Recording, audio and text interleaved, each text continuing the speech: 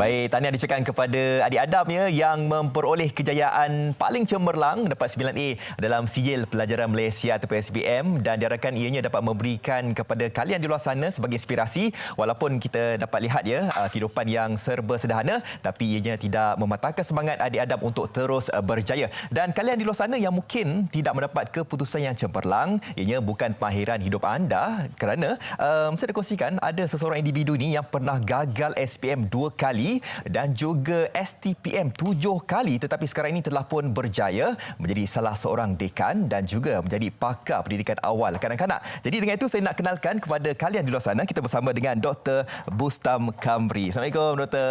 Apa khabar? Alhamdulillah sihat walafiat. Orang kampung kita ni. Ya. Umur. Okey, kalau kita lihat ya Dr.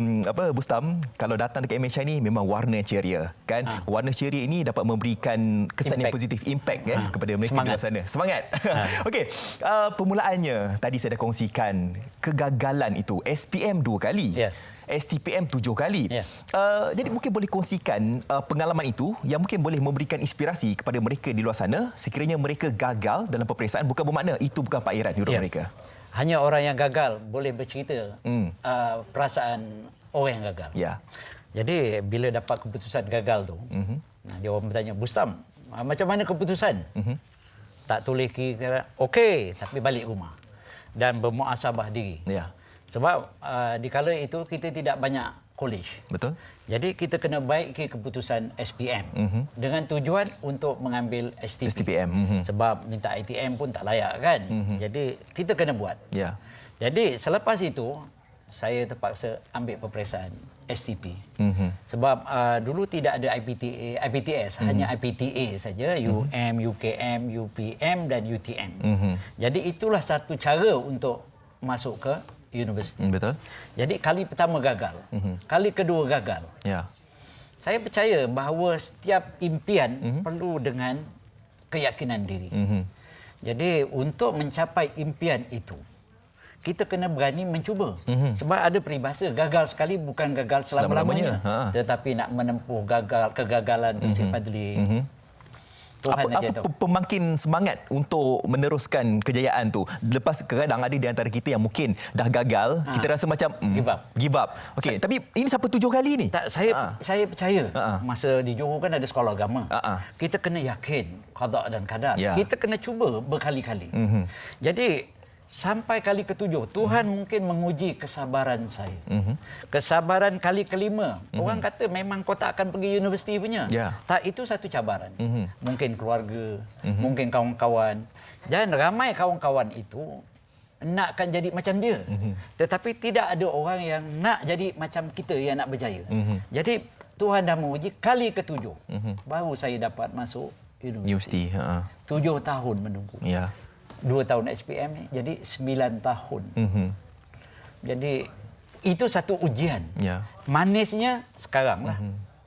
Dan saya boleh buktikan dan sebagai role model of the failure. Model kepada orang yang gagal. Saya tak menjadi idola pun tak apalah. Sekurang-kurangnya kalau buka surat khabar ke apa, ada insan yang berani mencuba. Tetapi di luar sana adik-adik jangan jumpa saya dah pecahkan rekod kali ke-8. Saya sedih lah. Ya, cukuplah 7 kali. 7 kali. Sebab di zaman itu tidak ada IPT lain. Tapi bagi adik-adik di sana, kalau yang mendapat 3 kredit itu bukan satu pengakhiran. Ya, kalau kita lihat ya, kalau kita ingin melanjutkan pelajaran ke IPT dan sebagainya, sekurang-kurangnya 5 kredit. 5 kredit. Okey, tetapi anda kata mereka di luar sana, adik-adik kita yang dapat SPM tidak mencapai piawaian 5 kredit itu. Adakah mereka boleh melanjutkan pelajaran? Baik. Ikut dasar MQA, saya pun salah seorang panel program standard MQA dalam bidang saya lah, program pendidikan awal kanak-kanak. Kita meletakkan ada beberapa program itu yang meletakkan syarat minima lulus SPM sebarang 3 kredit. Umpamanya diploma pendidikan awal kanak-kanak, diploma multimedia, animasi, media dan teknologi, macam orang nak jadi penerbit ini kan. Ada IPTS yang memenuhi syarat kelayakan MQA. Menawarkanlah. Menawarkan bidang-bidang ini. Dan bila berminat, tak apa. Itu sebagai satu asas untuk maju ke depan. Betul. Jadi apabila 3 kredit, mana-mana 3 kredit, ini adik saya nak beritahu, kita kena ada strategi untuk masuk IPTA. Ya. Sebab MQA mensyaratkan apabila ada diploma yang diiktiraf oleh MQA, Ya. dia boleh melanjutkan ke IPTA. Ya, betul. Jadi itu sebagai landasan awal. Jadi biar kita orang kata kita lemah, tapi kita ada strategi. Betul. Jadi cara nak maju ke depan, itulah yang saya lakukan. Ya, ada di antara mereka yang mana mungkin tidak memahami erti kata MQA tadi itu tadi. Ya, mungkin mereka give up terus. Mereka mungkin tidak masuk ke IPTA sebab apa? Sebab mereka tidak dapat kredit yang cukup. Tetapi itu apa yang Bukan Doktor halangan. katakan tadi bukan halangan sebagai salah satu perjalanan untuk kita masuk ke IPTA. Tetapi saya nak tanya juga kepada doktor, kadang-kadang ada orang yang berjaya dalam pelajaran, ya, anda kata mereka gagal, ya, mereka give up dan sebagainya. Tetapi ada di antara kita yang mungkin nak memperoleh kejayaan itu memerlukan seseorang untuk support. Ya. Dan juga memerlukan seseorang untuk ada sebagai sumber inspirasi. Ya. Macam doktor sendiri melihat kepada kegagalan itu, adakah mungkin disebabkan pengaruh ibu bapa itu menyebabkan ingin meneruskan kejayaan-kejayaan seterusnya? Ibu bapa satu hal. Ya. Dia kenalah ibu bapa yang memahami, bukan yang mendesak. Ya. Jadi yang kedua, dulu saya rajin tengok Sesame Street. Watak boneka itu. Dan jadilah pemain boneka. Kemudian saya ada prinsip. Sebab saya fikir diri saya ini orang kreatif. Orang kreatif berfikiran lain daripada orang lain. Ya. Jadilah pelumba lari di lapangan balapan, berlumba seorang diri.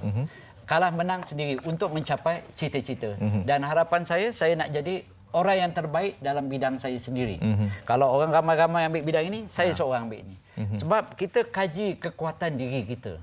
Ini walaupun kita dapat 3 kredit, layak untuk memohon mana-mana program yang menetapkan lulus SPM dan syarat 3 kredit oleh MQA itu tadi.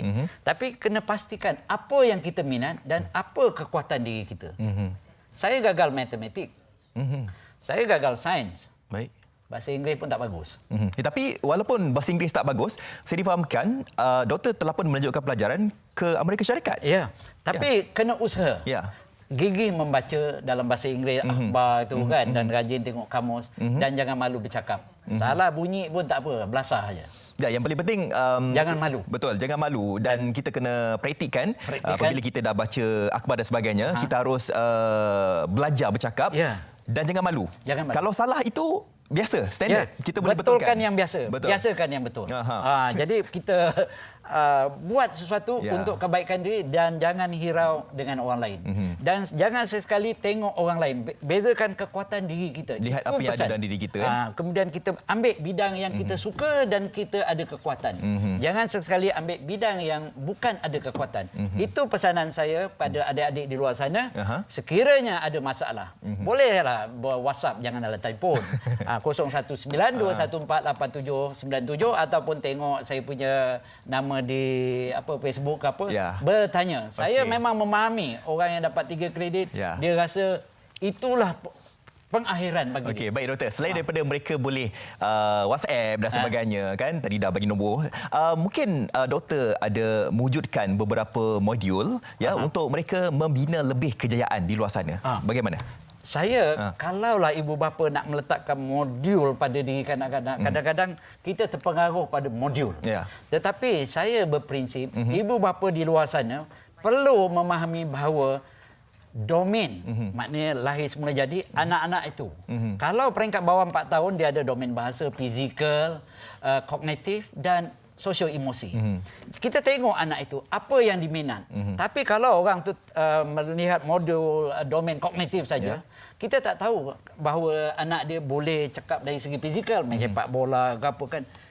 Itu pun sebagai satu karier, kejaya. Kalau itu anak tu pandai bercakap begitu kan, mungkin dia jadi pengacara yang baik, boleh ataupun jadi kaunselor dan sebagainya. Saya bukan nak merendah, tapi itu kekuatan masing-masing. Baik doktor.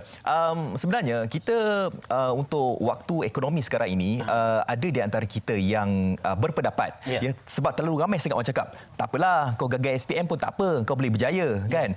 Ada juga yang cakap tak apa sebab kita ada kemahiran. Walaupun kita tak ada pendidikan, kita ada kemahiran. Jadi bagaimana doktor melihat tentang perkara ini?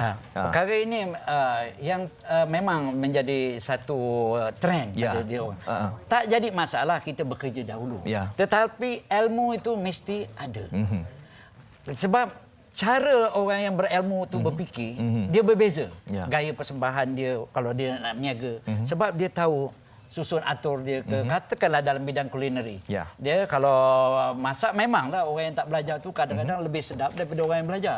Tetapi itu sebagai satu syaratlah dalam kehidupan hari ini bahawa akademik tu juga diseimbangkan. Betul, kita seimbangkan. Sebabkan kemahiran memang ada. Tetapi untuk pergi lebih jauh perlu ada ilmu. Betul, kita harus seimbanglah kan. Seimbang. Walaupun kita mempunyai bakat, contohnya kulinari dan sebagainya, tetapi pendidikan itu penting juga kan untuk masa hadapan. Dalam konteks sekarang ini, bagaimana doktor melihat peluang yang harus dimanfaatkan oleh golongan remaja dekat luar sana? Kalau kita dapat lihat dalam konteks ekonomi dan juga keadaan negara untuk waktu sekarang ini, bagaimana doktor melihatnya? Saya melihat di sinilah. Kalau di sebelah barat, di Amerika terutamanya, bila keadaan ekonomi merosot, mereka telah menyiapkan diri untuk pergi belajar. Tapi sekarang ni pembelajaran Universiti Maya tak semestinya mendaftar, tapi dia mendaftar macam contohnya lah Universiti Maya tu macam OpenU ke dan sebagainya. Kita boleh mendaftar sambil bekerja sebab dia datang 3 kali aja dan tak ada masa untuk meluangkan untuk mendapatkan ijazah. Jadi kedua-duanya sama penting. Tetapi jika ada kemahiran itu boleh dibawa untuk pengecualian kredit. Itu sudah biasa. Dan MQA pun telah menyasarkan pada pengalaman kerja itu boleh dinilai. Jadi tidak ada masalah kalau orang tu minat dalam perbengkelan. Sekarang pun ada SKM. Bagi mereka yang tak lulus sekalipun, kerajaan memberi ruang dan MQA meletakkan sijil kemahiran Malaysia bagi mereka yang tidak mempunyai akademik yang tinggi tapi dia berkemahiran. Cuma menerusi proses didikan cara yang betul lah, membetul kereta. Memang cara semula jadi dia boleh betulkan kereta. Tetapi bila belajar itu adalah SOP dia. Jadi bukan sembrono ajalah. Kena ada asas yang betul lah. Jadi patah baliklah jadi adik-adik yang di rumah sana kalaulah dia dapat 3 kredit SPM lulus. Dia pun masih lulus kan, kerana bahasa Malaysia sejarah tu mesti lulus kan. Kemudian lain-lain 3 kredit, cubalah tengok di website. Yang kedua ni, perhatikan bila nak menuntut ke IPT sebarang APT, tengok ini nasihat lah berdasarkan pengalaman. Organisasi itu IPT itu ada tak hubung kait dengan industri di luar. Sebab MQA sekarang dah menyasarkan work-based learning. Pembelajaran berasaskan pekerjaan. Itu tadi, patah balik. Betul. Jadi, mungkin 3 semester di kampus, 3 semester di industri. Jadi, bila belajar tu, ialah maklumlah, lepas tu nak bayar PT-PTN kan? Jadi, pastikan program yang ada pekerjaan. Jadi, yang itu kadang-kadang di luar sana dia tak berapa faham untuk memilih bidang ataupun program yang sepatutnya. Itu yang seharusnya mereka lakukan. Okey, ini saja masa yang sempat diberikan kepada doktor dan walaupun lebih kurang dalam 10 minit ni tapi saya rasa dapat memberikan mereka dekat luar sana sebagai jalan untuk membuka jalan untuk mereka mencipta kejayaan seperti mana yang doktor lakukan. Jadi saya ucapkan terima kasih kepada Dr. Bustam Kabri, pakar pendidikan awal kanak-kanak dan juga Dekan Sekolah Sains Sosial Kolej Antarabangsa Yayasan Melaka. Terima kasih kerana sudah datang. Jadi kalian di luar sana kalau nak sebarang input, sebarang cadangan ke, ada masalah ke tentang pembelajaran, boleh saja menghubungi doktor di talian WhatsApp tadi dan juga boleh pergi ke Facebook sebab doktor pun aktif juga dekat Facebook. Cari saja Dr. Bustam Kabri. IG pun ada. Okey, kita nak berhenti bereaksi ketiga. Jangan ke mana-mana kerana selepas ini kita ada persembahan daripada Floor 88. Jangan ke mana-mana.